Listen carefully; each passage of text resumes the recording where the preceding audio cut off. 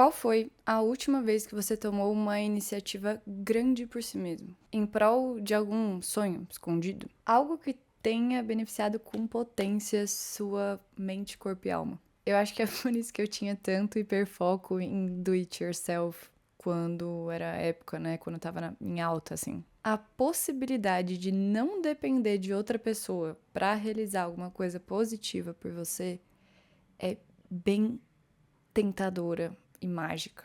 Tomar a frente do que toca a gente de verdade, né? Do que toca a gente lá no fundo é sempre desconfortável. Mas eu tenho entendido cada vez mais que não tomar a frente é ainda pior. Esperar que alguma coisa caia na tua mão, do além, ou que venha, hoje em dia, né, digitado via algum chat de IA, por aquele puro papo de atração e tal, é um fenômeno direto do mundo que a gente vive hoje, né, desse mundo conectado. Porque nada acontece só por atração, por escrever no caderninho e achar que aquilo vai acontecer magicamente. E eu acho, sim, que algumas coisas dessas aí podem ser positivas, mas eu não vou entrar nessa seara, não. Voltando pro tema, eu acho que hoje em dia as coisas são muito mais fáceis de achar, né? Mas talvez a consequência disso seja a gente acabar se perdendo cada vez mais. Como a gente trocou um pouco no último papo. E aí, pessoa de boa, meu nome é Ari Segato e pode chegar porque toda troca criativa é raridade.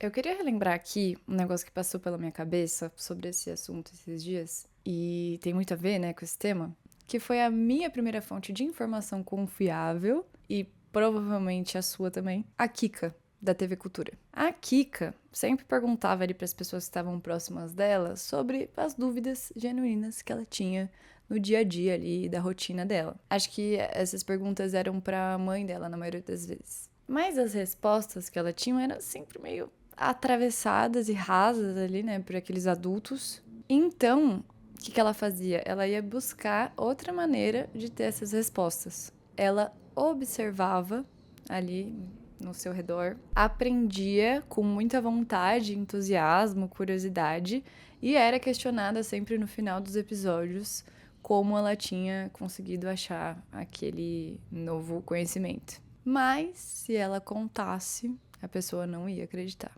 E aí eu penso que quanto mais a gente quiser se desenvolver na vida, mais Kika a gente precisa ser. E aí falando da minha experiência, né, em relação a trabalho principalmente, ser meio Kika me proporcionou muito caminho aberto. Quando eu comecei ali mesmo a me interessar e gostar desse negócio de design, eu pegava ali as minhas referências e eu lembro que eu ficava olhando por muito tempo, tentando esmiuçar ali ao máximo como aquele negócio tinha sido feito. Eu ficava encarando, sim, um pôster, por exemplo, até chegar em uma pequena ideia ou ilusão de ideia de como aquela tipografia tinha sido achada ou de como aquele efeito de texto tinha sido produzido, qual o efeito que usaram para que aquela imagem ficasse pixelada ou com noise ali, né, daquele jeitinho, como a diagramação de cada elemento tinha sido pensado e por que eu achava aquilo bonito. E depois de um tempo eu acho que as artes ficavam até com medo,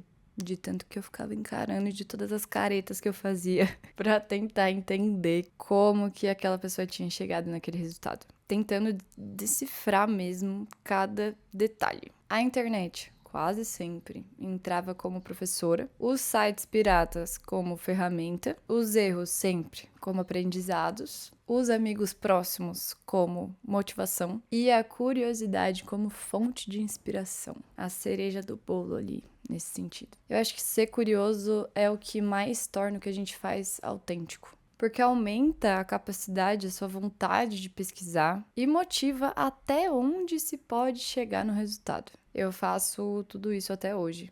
Em menos quantidade, né? Óbvio.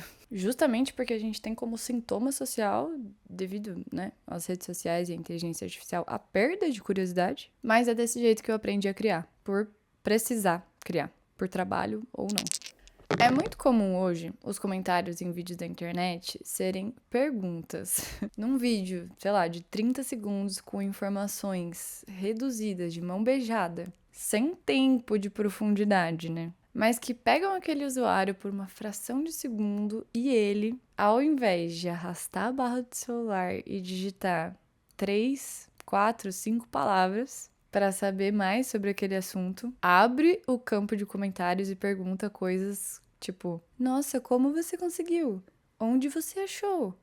Meu Deus. Gente, não que seja um problema puxar uma discussão ali, né, que tem a ver com o tema dentro dos comentários, isso que cria conexão em comunidade. Mas o meu ponto aqui é o braço curtíssimo para qualquer tipo de questionamento. Tipo, nos tempos de hoje não tem um mínimo esforço para alguma pesquisa, sabe? Que vai, inclusive, acrescentar na vida daquela pessoa, né? Se ela tá questionando é porque ela quer saber um fato absoluto. É que a vida adulta não dá respostas, mano. Muito pelo contrário. A cada dia traz uma nova pergunta que muitas das vezes é mais difícil do que a pergunta do dia anterior, tá ligado? Por isso, eu tenho entendido que o esquema é ir fazendo a gente mesmo. E para alguns, isso pode vir como descoberta, para outros, como necessidade.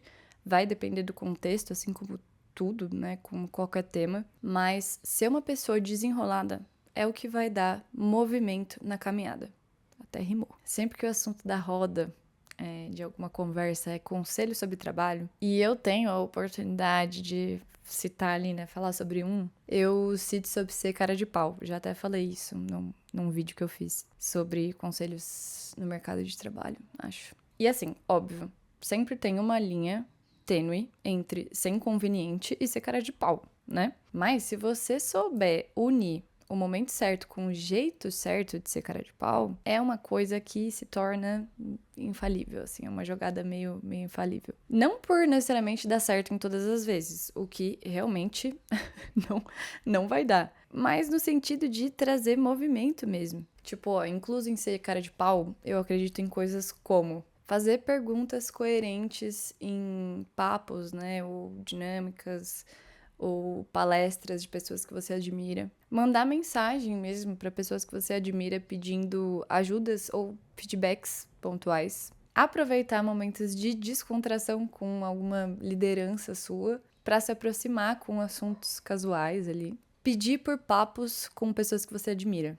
Tô pra te falar que 15 minutos podem mudar uma carreira inteira. E eu tô falando essas coisas aqui porque são pequenas atitudes que dá pra tomar por si mesmo, né? E que tem muito potencial, né? Vai trazer um potencial de movimentar, muitas das vezes, coisas que a gente tá reclamando que tá parado, sabe? E aí, depois de pensar nesses assuntos, eu achei que caberia mais um conselho aqui pra acrescentar nessa mesma ideia. Sempre que puder, faça você mesmo. Por você mesmo. E aqui, para além de trabalho, tá? Crie o que você gosta de criar fora daquele espaço que te breca. Enfrente a vergonha e mande a mensagem. Enfrente a vergonha e poste as suas ideias e seu trabalho. A internet é uma ferramenta absurda nesse sentido. Acredite em mim. Essa é ótima. Pesquise por novas obsessões. Cultive a curiosidade. Dê condições boas para o seu corpo prosperar. E aqui eu tô falando de saúde mental, saúde corporal mesmo. E por aí vai. Fazer tudo isso sem precisar do aval, da aprovação ou de alguma resposta de alguém. E aí eu tô falando em voz alta para ver se algumas dessas coisas também entram na minha cabeça de vez, assim. Eu acho que tem muito mais coisas sobre esse assunto, mas se eu contar, você não vai acreditar. Bora então pra curadoria da vez, no final do episódio. Momento pra trazer o que foi raridade pra mim recentemente. E aí, reforçando que eu gosto de manter essa parte bem aberta, então vou trazer mesmo o que foi positivo pra mim e possa ser positivo pra você de alguma maneira e que ajude, né, num sentido criativo por aí. A primeira coisa que eu queria trazer é o meu desenho Conforto, que os anos se passaram e ele continua ocupando esse posto. Eu gosto muito, né, de desenho animado, sempre gostei. E acampamento de verão, gente, o que eu vou falar sobre esse desenho assim?